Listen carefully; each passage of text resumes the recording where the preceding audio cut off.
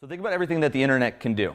Everything, like the sheer power that we have because of the internet. All the people you can connect with, all the things that you can buy, the sheer wealth of knowledge that exists. Doesn't it seem inconceivable that in the early 90s people couldn't describe it and they basically just thought it was for email? I can just send emails back and forth. It is just as inconceivable that people think that the blockchain will only be for cryptocurrency. So Bitcoin was the first step, and that was kind of what unleashed this technology onto the world, the blockchain, the technology that I'm here to talk to you today about. As he said, I'm Jack. I am of Day One Investments. We are an emerging fund that's focused on blockchain-enabled services and technologies. We see that this technology is going to enable emerging markets to leapfrog and create stability through stability, transparency, efficiency. This technology, the blockchain, is going to do for financial services and trust-based services and things like land registration what the internet did for commerce, social connectivity, and marketing. So let's start with the problem that the blockchain solves first. So it takes 3 days to send money from one bank to another. That's ridiculous considering you can send emails across the world instantly. So the reason why it takes that long is if I want to send money to my friend in Australia, it goes from my small bank here in California to a larger bank, to an intermediary, to a large bank in Australia, and then ultimately to his bank. Each one of those entities needs to record the transaction, facilitate it to the next person, and reconcile that it happened. That takes time and it costs money. The blockchain enables, for the first time, two individuals to directly send money to each other in a way that is guaranteed to be valid and final. That's wild. There's no need for a trusted parties in the middle. You can now transfer value anywhere in the world at the drop of the hat. So the way it works is that instead of having all these intermediaries record and say that this existed here and I'm going to pass it here and it happened and so let's record this and let's make sure that it all works. There are computers on this network. It's a distributed network where all these computers hold the same truth of events from the inception of the blockchain to the point that we are at right now. So as I go to create a transaction and I send you money, the computers on the network validate that at some point in time leading up to now, I had accrued enough value to send. So I have enough value in my account to send to your account. They validate that your account exists and that I authorize this transaction. If any one of those pieces is missing, the transaction can't occur. If it says that I don't have the money that I have and I try to send it, it won't go through. If it says that I didn't authorize the transaction, it won't happen. So it takes the trust out of these intermediaries and it places it on the ecosystem. All right, so I'm going to continue again and then thank you. So the fundamental principles of a blockchain, what this really gave us was a trustless system. It provides anonymity, efficiency, immutability, which means that you can't change a record after it already occurs, and efficiency, immutability, transparency, and traceability. So this enables transactions to be valid and final, which is something that had never happened ever before. The Bitcoin was released onto the world in 2008 on a white paper by an anonymous source. It was either 1 or 3 or no one really knows, but Satoshi Nakamoto released this technology and it kind of just existed in the corners of the internet where no one really frequented, and it started to gain traction. Actually, at one point in 2010, someone paid 10,000 Bitcoins for 2 pizzas. That'd be worth $6 million right now. He feels like a fool and we all know it. So 2013, it started to come to light when it reached $100. And people were like, wow, you can actually transfer some real value with this. And then it spiked to 1,000 and that's when it really hit.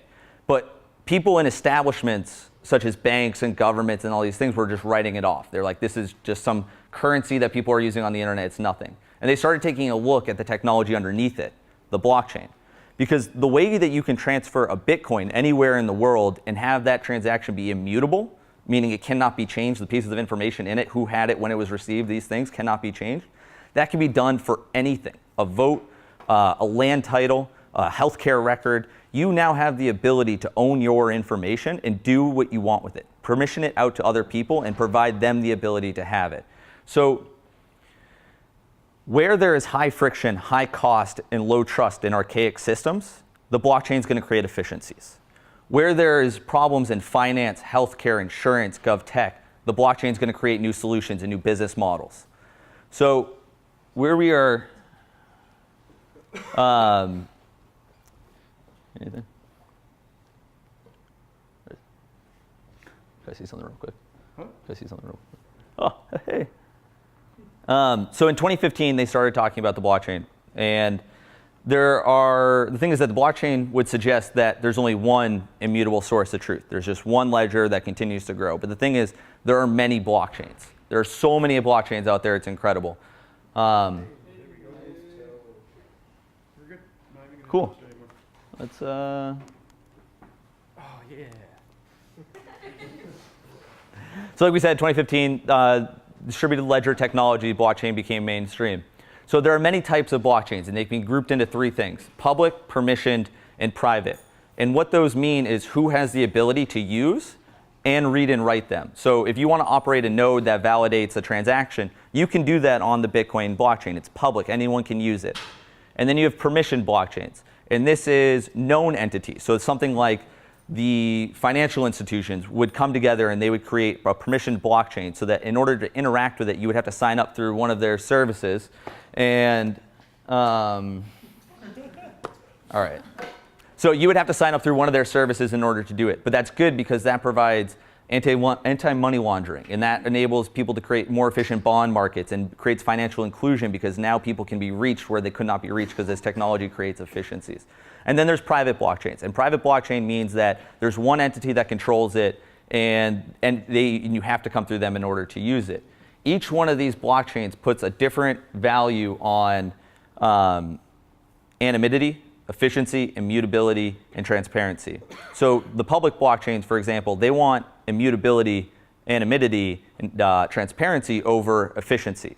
And permission blockchains, something like banks would use or the healthcare industry would use, wants to have efficiency, immutability over transparency and anonymity. They want those people to be known. So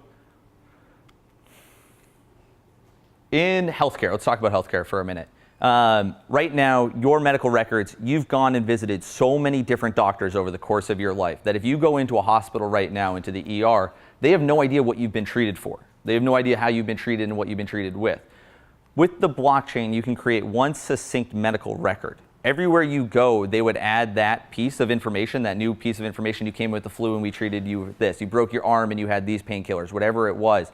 Would create one true history of who you are as a medical patient. And as you walk into an ER, you could have that for you.